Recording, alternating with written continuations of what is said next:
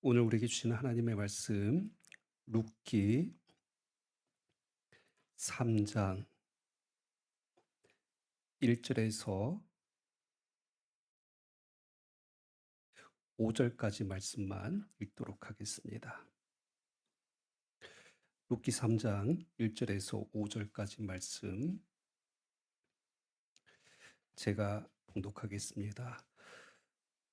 룻의 시어머니 나오미가 그에게 이르되 내 딸아 내가 너를 위하여 안식할 곳을 구하여 너를 복되게 하여야 하지 않겠느냐. 내가 함께하던 하녀들을 둔 보아스는 우리의 친족이 아니냐. 보라, 그가 오늘 밤에 타작마당에서 보리를 까불리라. 그런즉 너는 목욕하고 기름을 바르고 의복을 입고 타작마당에 내려가서 그 사람이 먹고 마시기를 다 하기까지는 그에게 보이지 말고 그가 누울 때에 너는 그가 눕는 곳을 알았다가 들어가서 그의 발치 이불을 들고 거기 누우라. 그가 내 할 일을 내게 알게 하리라 하니 룻이 시어머니에게 이르되 어머니의 말씀대로 내가 다 행하리이다 하니라. 아멘. 우리를 향한 하나님의 말씀입니다. 하나님 아버지 말씀을 통하여서 오늘도 우리의 삶 속에 하나님의 그 말씀으로 다스리시고 통치하시고 운행하시는 하나님의 비밀하고 놀라우신 하나님의 계획과 뜻을 깨닫게 하여 주시옵소서. 하나님의 꿈이 우리의 꿈이 되어지고 하나님께서 우리를 부르신 그 뜻과 목적 앞에서 우리가 주님의 도구로서 귀하게 쓰임 받게 하여 주시옵소서.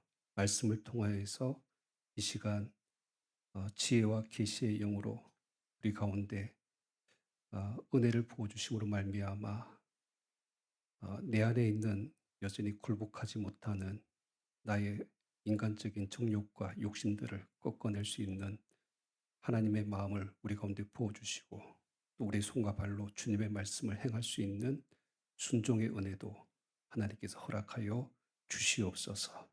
예수 그리스도의 이름으로 기도함나이다. 아멘. 계속해서 그 5월 가정의 달 우리 룻기서 말씀 나눌 때에 특별히 이제 오늘 3장 말씀 이제 함께 나누려고 하는데 룻기 말씀은 룻이라는 한 여인의 삶에 대한 기록입니다. 근데 이 말씀을 좀 몇 가지 키워드를 가지고 이제 좀 정리를 할 수 있을 것 같아요. 1장의 키워드는 선택입니다. 그러니까 룻기스를 시작할 때 첫 배경이 뭐냐면 잘못된 선택을 해서 몰락한 한 가정의 이야기로부터 시작되어졌죠. 그 엘리멜렉이라는 한 가정이 잘못된 판단을 하고 하나님께 주신 약속의 땅을 떠나서 모압 땅으로 이주했을 때 그 가정이 철저하게 무너지고 실패했던 것을 성경이 우리에게 비춰줍니다. 바로 그때에 그 실패한 가정 속에서 비록 이방 여인이었지만 그 시어머니 나오미를 따라서 어머니 하나님이 나의 하나님이 되리라라는 이 믿음의 선택을 했던 룻의 이야기로 어 이 성경 말씀이 시작하고 있는 것을 볼 수가 있습니다. 어 2 장의 키워드는 은혜입니다. 아무것도 없었죠.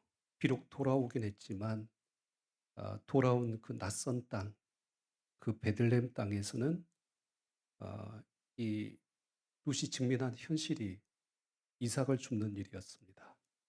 그 어머니를 봉양하고 생계를 잇기 위하여서 남의 밭에 가서 이삭을 주어야 했던 룻. 아 그의 한 가지 소원은 뭐였냐면 2 장에 계속 반복됐던 표현들이 있죠. "내가 은혜 있기를 원하나이다." 그러니까 그 은혜를 간절히 구할 때 하나님께서 룻의 인생 가운데 어떻게 역사하시냐면 우연히 이삭을 줍다가 보아스의 밭에 이르렀고 마침 그곳에서 보아스를 만나게 되었다. 그러니까 이런 이제 은혜의 이야기들이 기록되어져 있습니다. 그러니까 사람의 눈에는 우연한 것처럼 보였지만 그 속에는 마침이라는 하나님께서 예비하신 인도하심이 있었고, 또 묵묵히 이삭을 줍는 그 삶의 자리를 믿음으로 선택했던 그 자리를 지켜나갔을 때에 이제 하나님께서는 변함없이 그 룻의 인생을 돌보시고 그리고 은혜를 베풀어 주셨다. 이것이 이제 지난주 2장까지의 말씀입니다. 그리고 이제 오늘 룻기서 3장 말씀의 키워드는 만남입니다. 여러분, 하나님은 이제 이 룻이라는 한 여인의 삶을 이끌어 가시는데, 단순히 하나님께서 예비하신 은혜, 그것이 1장, 2장만 있는 것이 아니에요.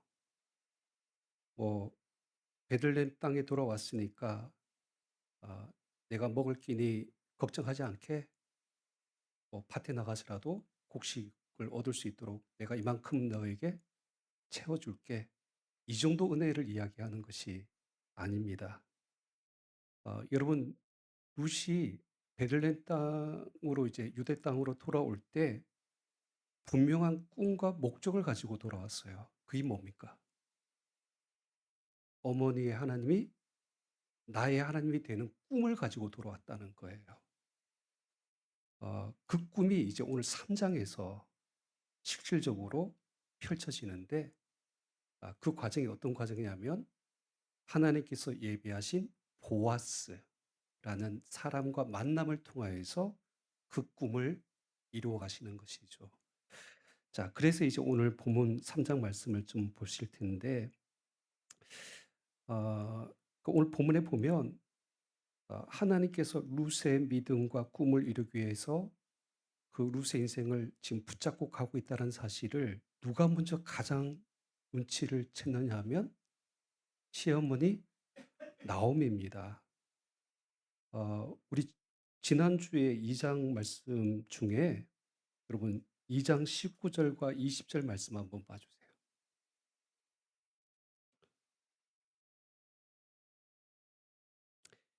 2장 19절에서 20절. 자, 19절 보시면 시어머니가 그에게 이르되 오늘 어디서 주었느냐 어디서 일을 하였느냐 묻죠. 또 너를 돌본 자에게 복이 있기를 원하노라 라고 이야기합니다. 그럴 때 이제 룻이 누구에게서 일했는지 시어머니에게 말하죠. 뭐라고 이야기합니까? 오늘 일하게 한 사람의 이름은 누구라고요? 보아스니이다.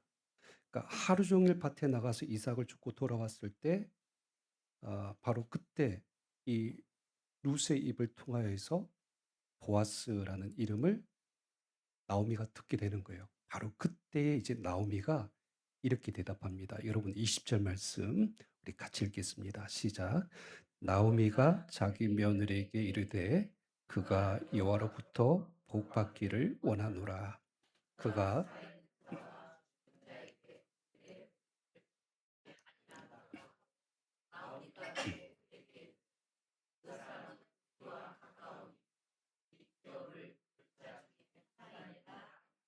자, 나오미가 보아스를 알고 있어요.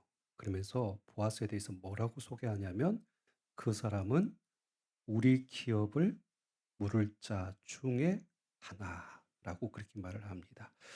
그러니까 이 말씀이 오늘 룻기서 3장 전체를 이해하기 위해서 굉장히 중요한 표현입니다. 사실은 룻기 전체를 관통하는 아주 중요한 메시지가 이 단어 속에 담겨져 있습니다. 여러분, 이 기업을 물을 자라는 이 히브리어 단어가 고엘입니다. 고엘. 그러니까 보통 신학자들은 이걸 이제 정리할 때 고엘 사상, 고엘 제도라고 그렇게 이제 표현을 합니다. 이 뜻이 뭐냐면 다시 무르다, 그리고 되찾다, 다시 뭐 보상하다. 그러니까 이런 뜻을 가지고 있습니다. 좀 더 정확한 표현을 하면 누군가를 대신하여서 값을 지불하여서 그것을 찾아오는 사람, 그러니까 값을 지불할 수 하는 의무와 권한을 가지고 있는 사람을 나타낼 때 쓰는 단어가 고엘이에요. 예를 들어서 여러분 레위기 25장에 이 고엘이란 그 율법을 하나님께서 말씀을 하세요. 어떤 경우냐면 그러니까 누군가 가난해 가지고 자기가 가지고 있는 그 소유들을 땅을 팔았어요. 그러면 이제 그때 가까운 친족이 가서 그 어려움을 당한 자의 땅값을 대신하여서 갚아주는 거예요. 그래서 그 땅을 다시 찾아줄 때 그걸 고엘이라고 해요.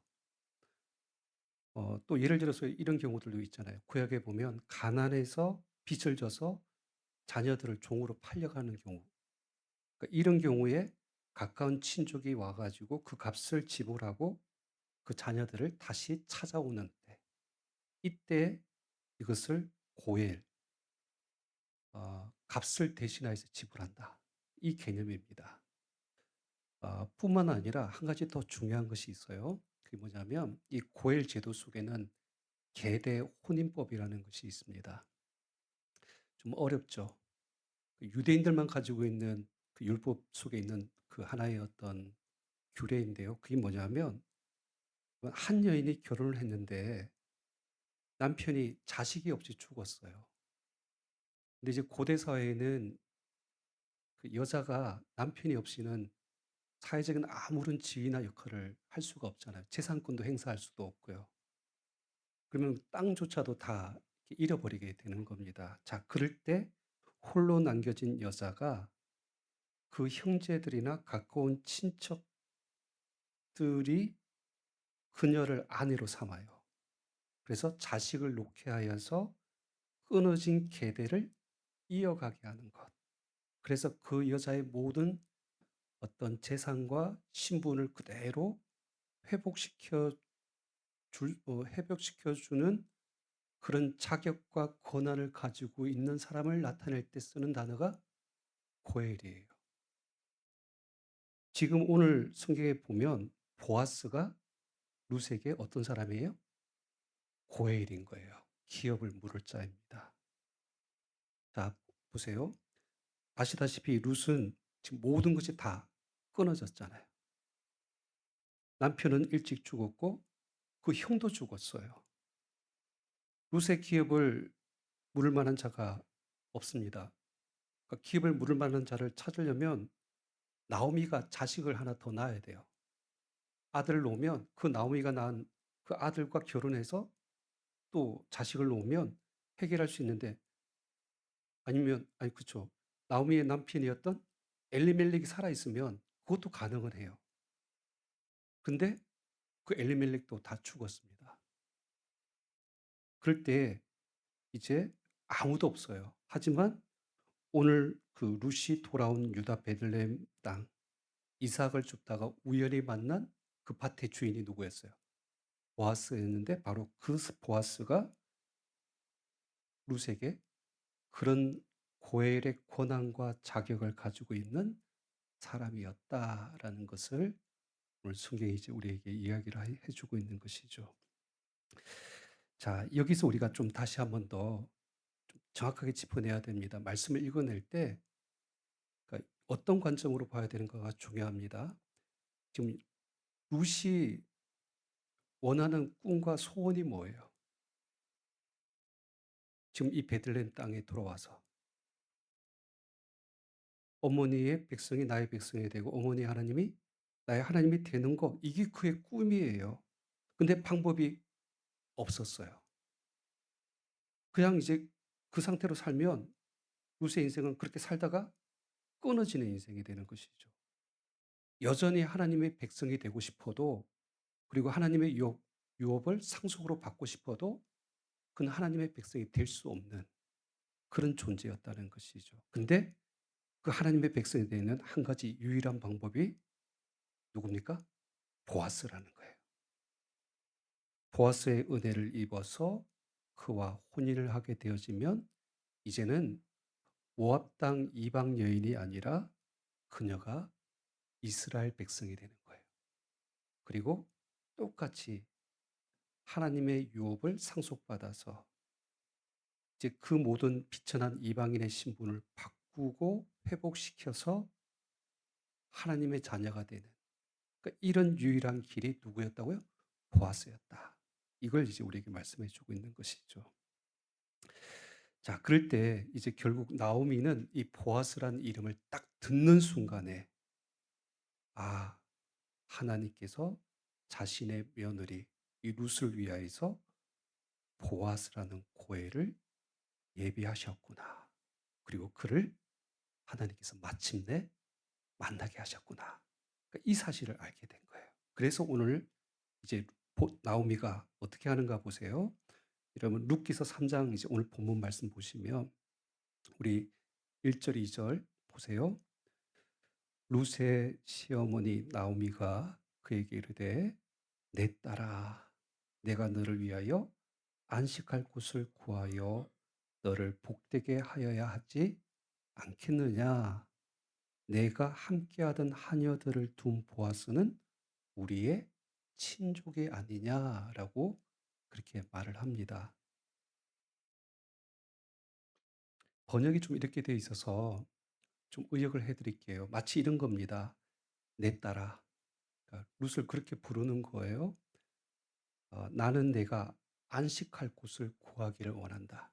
여기 안식할 곳이란 단어가 이제 마노아흐라는 단어인데 흔히 이제 어, 안식처, 휴식처 이런 개념이긴 한데 편안히 안식하고 휴식을 할 수 있는 장소를 나타낼 때 쓰는 단어예요. 이 단어는 무엇을 빗대서 쓰냐면 가정을 나타낼 때 쓰는 단어예요. 다시 말해서 나는 이제 내가 가정을 이루기를 원한다. 그리고 그 가정을 통해서 내가 복되게 되기를, 행복하기를 원한다.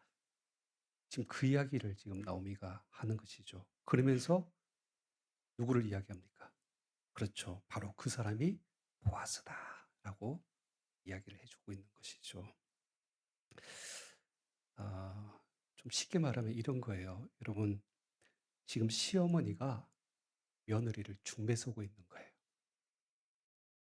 좀 이상하지 않습니까? 좀 아이러니하잖아요. 시어머니가 며느리 재혼할 사람을 지금 중매선다는 거지. 쉽지 않은 일입니다. 근데 정말 뭐 표현한 대로 내 딸아 라는 이 표현처럼 며느리를 그렇게 사랑하고 애틋하게 지금 여기는 마음이 있는 거예요. 뭐 격까지 이야기하지만 여러분 동서고금을 막론하고 고부 간에 갈등이 없는 나라는 없어요. 없는 나라는 없습니다. 그러니까 다 이런 문제들이 어느 나라든 다 있죠. 그래서 오죽하면 그 성경 우리 지난주에 넌센스 퀴즈 많이 풀었는데 그 여러분 성경에서 가장 행복하는 여자는 누굴까요? 했을 때 답이 누군지 아십니까? 하와래요. 왜 하와일까요? 시어머니가 없으니까. 이해가 안 되시죠? 그러니까 그렇다고 합니다. 근데 이제 지금 나오미와 룻의 고부 관계는 그런 관계가 아니에요. 그러니까 어느 순간에는 이제 하나님의 언약 가운데로 더 깊이 두 사람이 지금 들어오고 있는 가운데 있습니다. 그러면서 정말 며느리가 꿈꾸었던 그 행복, 그 가정을 새롭게 이루어주기를 원했던 것이죠. 근데 무엇보다도 지금 나오미가 원하는 것은 마치 이런 개념은 아닙니다. 좋은 남편 만나서 다시 재가해서 잘 살아라. 이 정도의 이야기를 하는 것이 아니라 정말 룻이 하나님의 백성이 되고 그리고 그녀가 하나님의 유업을 상속으로 받을 수 있는 하나님의 복된 여인이 되는 것이 나오미의 소망이기도 한 거예요. 그럴 때 이제 중매를 써서 이 룻과 보아스를 연결시켜주는 그 역할을 지금 나오미가 하고 있다는 것을 볼 수가 있습니다. 그리고 이제 2절 후반부부터 해서 이제 말씀을 쭉 보시면 나오미가 룻에게 이렇게 이렇게 하라고 하는 이제 내용들이 쭉 기록되어져 있습니다. 뭐 2절 보니까 그 후반절부터 이런 말씀이 있죠. 보라, 그가 오늘 밤에 타작마당에서 보리를 까불리라. 그러니까 보아스가 타작마당에 있다는 거예요. 그런즉 너는 목욕하고 기름을 바르고 의복을 입고 타작마당에 내려가서 그 사람이 먹고 마시기를 다하기까지는 그에게 보이지만 않다가 그가 누울 때는 그는 너는 그가 눕는 곳을 알았다가 들어가서 그의 발치 이불을 들고 거기 누우라. 그가 내 할 일을 내게 알게 하리라. 라고 그렇게 예, 룻에게 이렇게 해야 된다라고 이야기를 합니다. 근데 여러분 이런 내용 보면 좀 어때요? 좀 오해의 소지가 있어 보이죠. 마치 시어머니하고 며느리가 딱 짜고 이 보아스의 침상에 이제 들어가 가지고 함께 동침하게 만드는 이 부정한 여인처럼, 그리고 보아스를 유혹하는 음행한 여인인 것처럼 이렇게 비춰질 수도 있어요. 그래서 이제 당시 많은 밭과 재산을 가지고 있었던 보아스를 잘 꼬셔 가지고 팔자를 고치는 이런 내용으로 여러분께서 보실 수 있고 오해할 수 있는데 전혀 그런 내용 아닙니다. 이 본문 말씀을 잘 보시면 성적인 어필을 하는 거 아닙니다. 마치 이런 거예요. 신랑을 기다리는 신부의 모습처럼 어떻게 하라고요? 목욕도 하고 기름도 바르고 의복을 입고 단정하게 하고 그 신랑에게로 나아가는 이 모습을 보여주고 있습니다. 그리고 나서 이어지는 말씀을 보시면 이제 그 시어머니 나오미가 말한 대로 그대로 행하는데, 여러분 7절에서 9절 말씀 보시면 이런 일이 있습니다.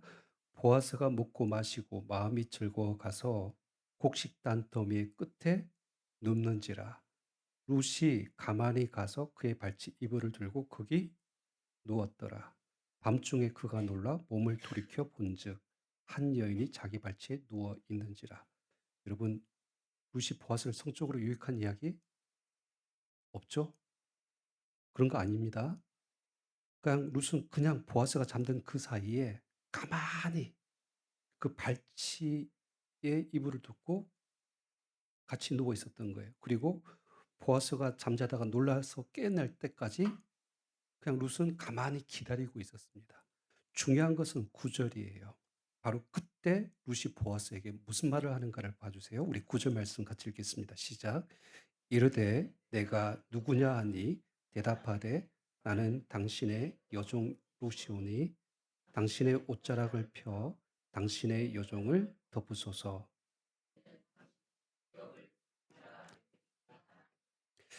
아, 여러분 시대마다 프로포즈 하는 것이 좀 달라요. 이 성경적인 프로포즈입니다. 여기 우리가 좀 몇 가지 보아야 될 단어들이 있어요. 여기 보면 나는 당신의 뭐라고 표현합니까? 여종이라고 하니까 무슨 하인 개념으로 생각할 수 있는데 이 히브리어 단어 아마라는 단어의 뜻은 물론 여종이라는 뜻도 있지만은 아내, 첩이라는 뜻도 가지고 있습니다. 그러니까 나에게는 당신의 아내가 될 권리가 자격이 있다라는 사실을 지금 룻은 이야기를 하는 거고요. 또 여기 당신의 옷자를 펴 당신의 요정을 덮으소서. 어떻게 보이십니까? 동침하자는 이야기처럼 볼 수 있는데 그 시대의 관용적인 표현입니다. 그러니까 우리가 당신이 나의 한 이불을 덮는 남편이 되어 달라라는 청혼의 개념이에요. 그리고 이제 마지막으로 룻은 보아스를 향해서 뭐라고 얘기합니까? 이는 당신이 기업을 물을 자가 됨이니이다. 그러니까 무슨 말이냐면 당신이 나에게 고엘의 의무와 책임을 가지고 있다는 사실을 말을 하고 있는 것이죠. 근데 이 근거는 뭡니까? 근거는 뭐예요? 성경 말씀이잖아요. 하나님께서 율법으로 명하셨다는 거예요. 주신 그 율법에 근거해서 룻은 아주 당당하게 지금 보아스에게 청혼을 하고 있다는 것입니다. 그러니까 이것이 오늘 이제 3 장의 이제 주요 내용입니다. 여러분 오늘 이제 말씀 속에서 계속해서 등장하는 표현 중에 뭐가 있습니까? 기업을 물을 자, 고엘이라는 이 단어가 오늘 말씀 속에서 계속 반복되어지고 있고, 룻과 보아스가 그냥 인간적인 어떤 그 만남으로서의 관계가 아니라 하나님의 언약의 관계 속에서 그 말씀에 의해서 두 사람이 서로 만나게 되어지는 이 과정으로 설명을 하고 있다는 것이에요. 근데 여러분, 어, 오늘 우리는 이 룻과 그의 기업을 물을 자 보아스와의 만남과 이 청혼의 이야기 속에서 뭘 발견하셔야 되냐면, 그러니까 단순히 이 두 사람의 이야기를 나타내는 것이 아니라 룻이라는 여인은 어떤 여인이냐면 이방 여인, 그러니까 하나님을 알지 못했던 세상의 모든 인간을 대표하는 상징적인 인물이고요. 여기서 보아스라는 인물이 상징하는 예표하는 인물은 누굴까요? 예수 그리스도이십니다. 그러니까 신부와 신랑의 관계로서 이 본문의 말씀이 상징하는 것이 있어요. 룻이라는 이 여인이 보아스를 만나는 이 과정을 통해서 성경이 우리에게 말하는 것이 뭐냐면 우리의 진정한 코엘이 되시는 예수 그리스도를 만나는 과정으로 이 말씀을 우리 가운데 예표하고 있다는 거예요. 자, 쉽게 설명을 좀 말씀을 드릴게요. 여러분, 본래 룻과 같은 사람은 하나님의 백성이 될 수 있습니까? 없습니까? 없죠. 이방인이에요. 근데 우리는 원래 어떤 존재였어요? 똑같이 우리도 영적인 이방인들이었어요. 우리의 죄로 말미암아서 하나님의 형상을 잃어버리고 원수마귀의 종이 되어서 살아갔던 비참한 실패한 인생들이었습니다. 근데 하나님의 백성으로서 그 유업을 우리는 받지도 못하고 우리 인생에서 끊어지고 멸망당할 수밖에 없었던 존재가 바로 우리들이에요.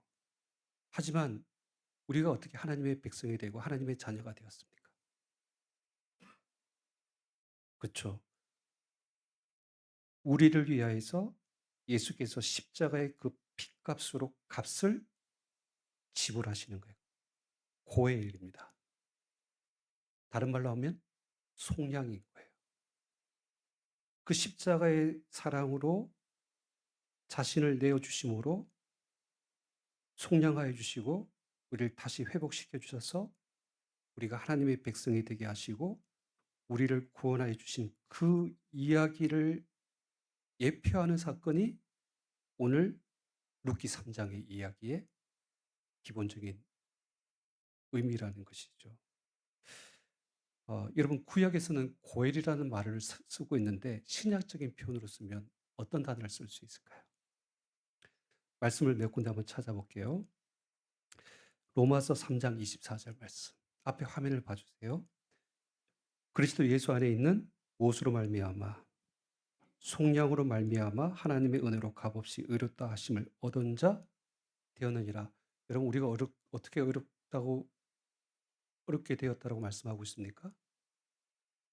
예수님께서 값을 속량 지불해 주셨던 거예요.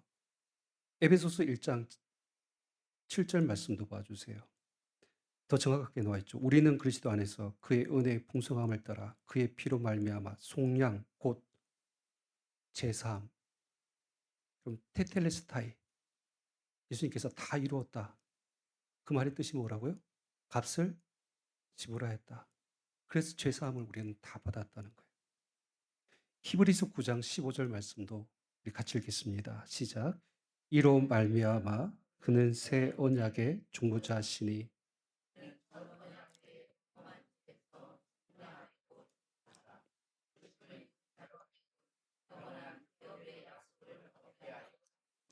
자, 그 속량에 주신 은혜가 뭐예요? 부르심을 입은 자로 하여금 영원한 기업의 약속을 얻게 하려 하심이라. 그러니까 그 어떤 것으로도 구원받을 수 없었던 우리가 우리의 고엘 되시는 예수 그리스도의 그 속량의 은혜로 말미암아서 제사함 받고 의롭다 하심을 입어서 영원한 하나님의 나라의 기업을 누리는 하나님의 백성이 되었다라는 사실을 신약 성경은 우리에게 말씀하고 있는 것이죠. 결국 아 그 관점에서 오늘 본문 말씀을 읽어 내려가시는 거예요. 아 루키서 말씀을 읽다가 단순히 한 여자가 인생 팔자 고쳤다 이 개념이 아니에요. 그녀의 인생 속에 임하였던 고엘이라는 은혜가 결국 누구를 가리키냐면 우리를 위해서 이 땅 가운데 십자가에서 피 흘려 죽으신 예수님을 바라보게 하는 그 말씀을 예표하는 것이죠.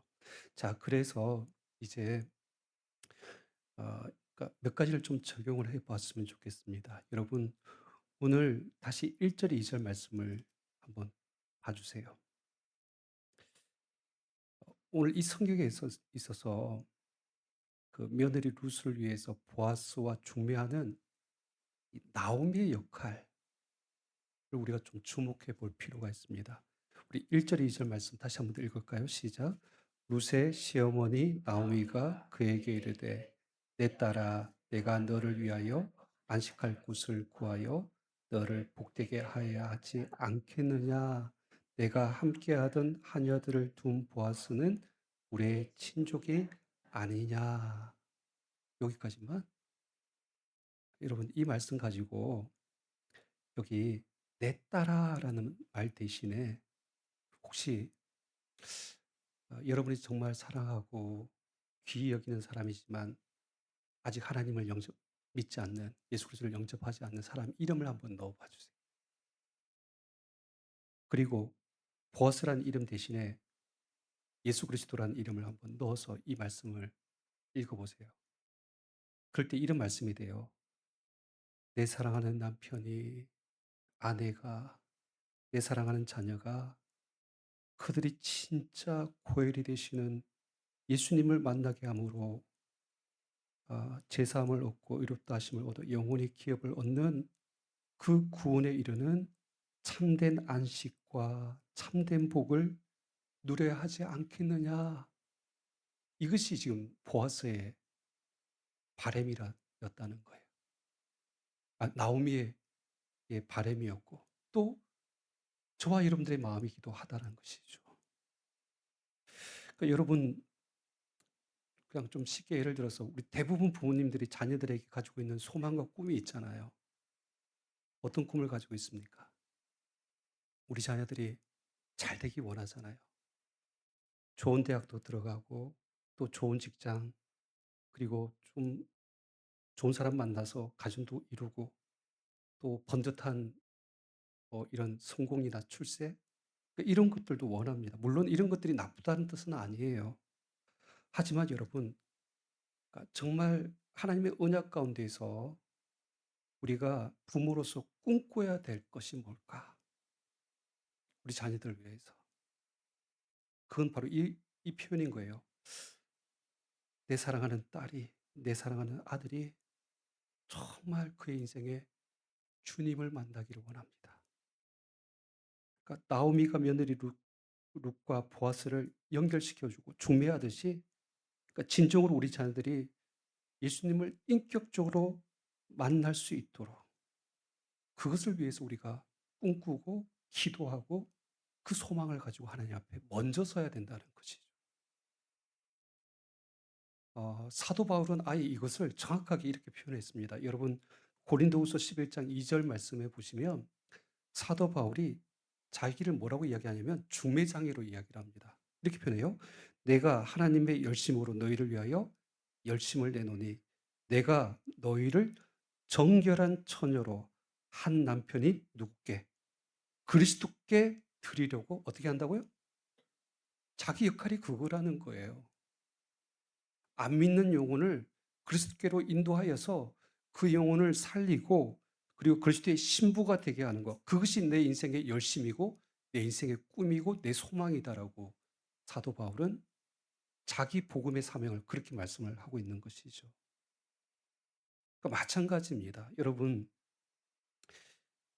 우리 자녀들이 정말 주님의 정결한 신부로서 어 예수님 앞에 아름답게 정말 단장되어져서 오늘 말씀의 표현대로 예수님이 옷자락을 탁 펼쳐 가졌을 때 우리 자녀들을 덮어 주시는, 그러니까 이런 은혜를 부모로서 꿈꾸고 소망하고 기도하시기를 축복합니다.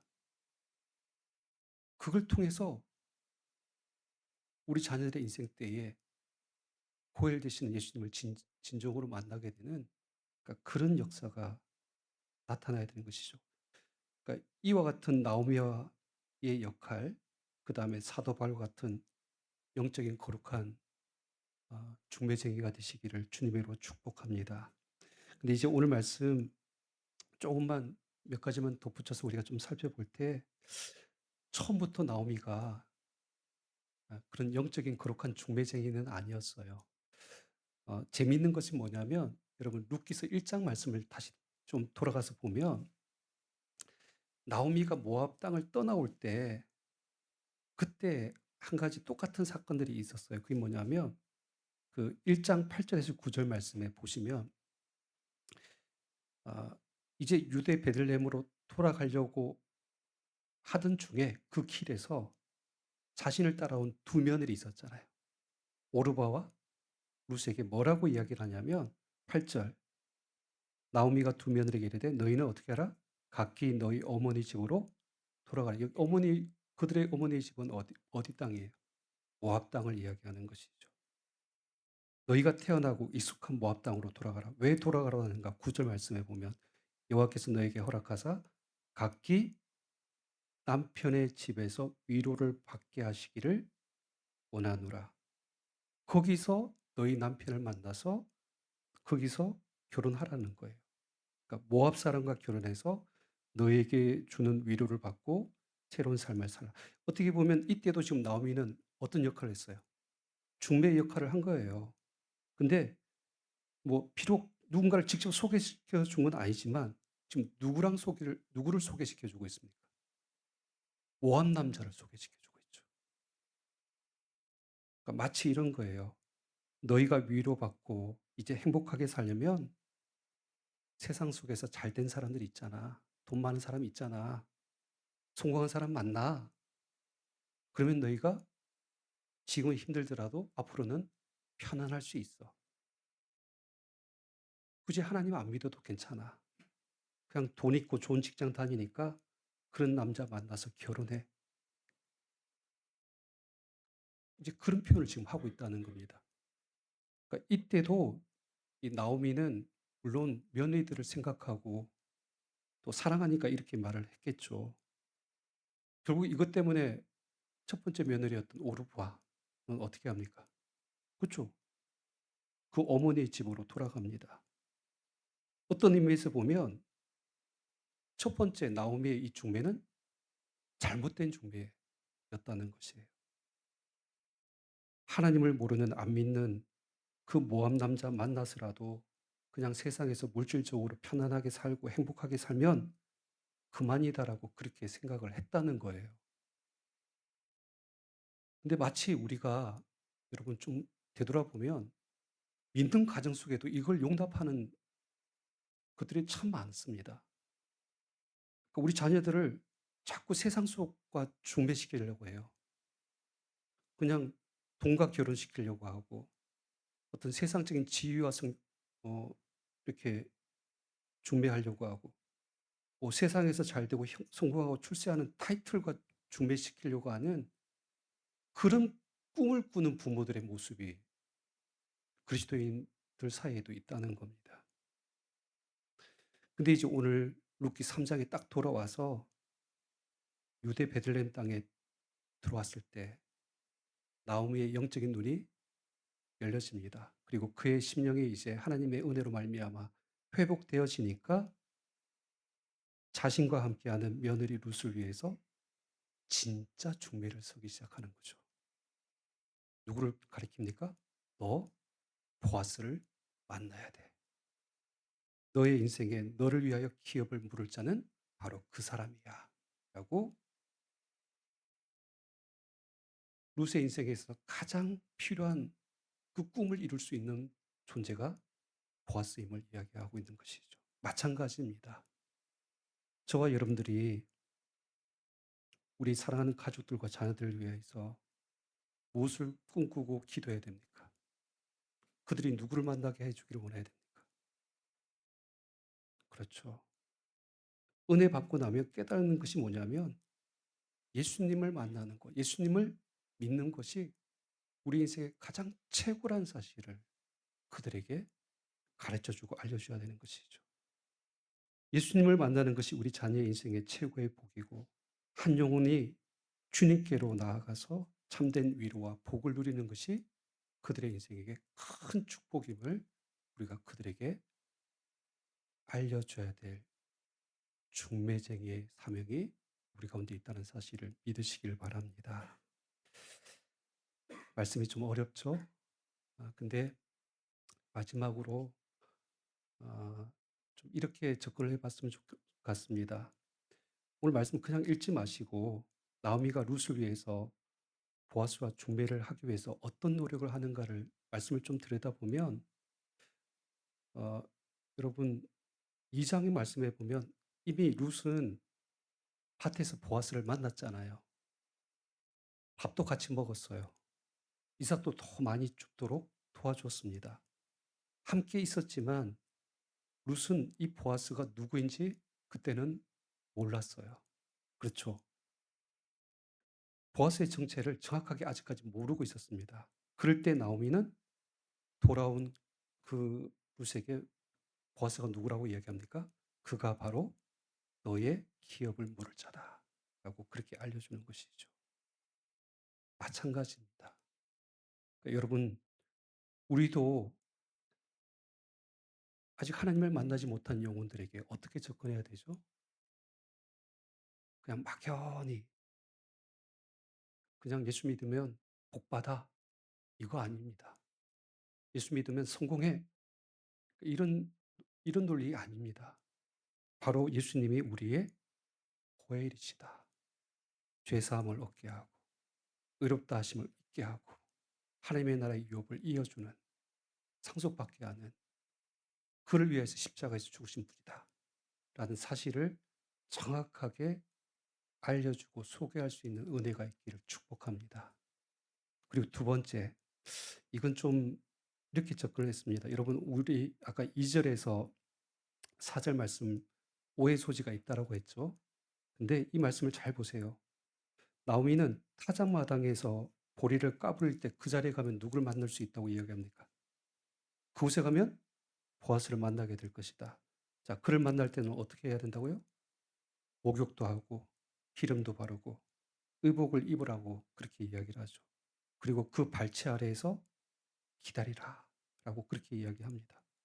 그리고 그가 옷을 펼쳐서 덮어줄 때까지를 그렇게 이제 청하라. 이제 이런 이제 자세한, 어떻게 보면 나오미는 굉장히 디테일한 전략을 짜서 룻을 향해서 보아스를 만나게 하는 것을 볼 수가 있습니다. 마찬가지예요. 여러분, 한 영혼을 전도하는 일이 그냥 어 지나가는 사람 붙들고 와 가지고 이 자리에 그냥 탁 앉혀 놓으면 그냥 되는 일은 아니잖아요. 그 한 영혼을 위해서 우리는 수많은 디테일한 성경과 수고와 헌신들이 필요한 것이죠. 음 어제 어 저녁에 이제 말씀을 준비하고 있는데 지민이 저희 아들한테 전화가 왔어요. 아 좀 걱정이 많습니다. 목회자 자녀이지만 똑같아요. 대학 생활을 어떻게 할까? 행여나 그 대학 생활에 잘못된 문화 속에 빠져서 신앙을 잃어버리지 않을까? 우리 한구수 지사님이 가르쳐 준 대로 해서 저도 주보 맨날 확인하고 오늘 예배 들었는지 안 들었는지 CCC 예배 다녀왔는지 안 다녀왔는지 막 이런 것들도 체크하고 그럽니다. 어제는 근데 저한테 이제 전화를 갑자기 해 가지고 마른 상의를 한다고 표현을 했는데 뭘 물어보냐면 자꾸 CCC를 안 나가면 전화가 온다는 거예요. 아 물론 자기는 자기 잘 알아서 나가는데 왜 전화하는지 이해를 못 하겠대요. 또 그렇게 전화를 받으면 매일 새벽마다 큐티 모임이 있는데 큐티 모임에도 한번 나오라고 또 권유를 한대요. 내가 알아서 나갈 텐데 왜 나가라고 자꾸 이야기하는지 모르겠대요. 또 그러다가 어 그 CC 모임에서 여름에 이 CC는 항상 수련회 있잖아요. 수련회 같이 가자고 하는데 가기 싫다는 거예요. 이 가야 되나 말은 아빠는 어떻게 했으면 좋겠냐고. 제 답은 정해져 있잖아요. 근데 이제 아 얘는 뭔가 명분이 필요하고 아빠가 아 좀 그렇게 허락만 해 주면 안 갈 수 있는 이제 좀 그런 이걸 원했던 것 같아요. 근데 그 이야기를 했어요. 아빠도 엄마도 어떻게 신앙생활을 시작했고 은혜를 받았는가 곰곰이 생각해 보니까 처음에는 다 어색하고 힘들더라. 근데 수련회 다녀오니까 그때부터 또 달라지더라. 그러니까 너는 안 한번 경험해 보지도 않고 안 가려고 하지 말고 한번 갔다 온 다음에 그리고 나서 생각해도 낫지 않겠느냐. 굉장히 어렵게 이야기했습니다. 어떻게든지 한번 구슬려 보려고. 그러니까 이런 마음이에요. '지민이가 예수님을 좀 인격적으로 더 깊이 만났으면 좋겠는데.'라고 생각하면서 어떤 장소로 누군가 어떤 모임을 통해서 어떤 자리에서 어떤 태도로 하나님의 은혜가 그 순간에 그 누군가에게 덮어지기를 원했던 그 마음, 그 마음이 저와 여러분들에게 있어야 되는 거예요. 그러니까 영혼을 살리고 그리스도의 제자 삼는 일들은 바로 이런 일입니다. 거룩한 영적인 중매장의 역할입니다. 그냥 아무나 이렇게 딱 만나게 해 주고 끝 이게 아니라 그 깊은 관계 속으로 들어갈 수 있도록 정확하게 예수님이 누구인지를 알려주고 그리고 그 만남의 자리까지 끌고 가는 그러니까 그런 믿음의 수고와 해산의 수고를 우리가 아끼지 말아야 될 줄 믿습니다. 저와 여러분들이 나오미와 같은 거룩한 영적인 중매쟁이가 되셔서 영혼을 주님께로 인도하시는 귀한 사명 감당하는 우리 모두가 되시기를 주님으로 축원합니다. 우리 기도하겠습니다.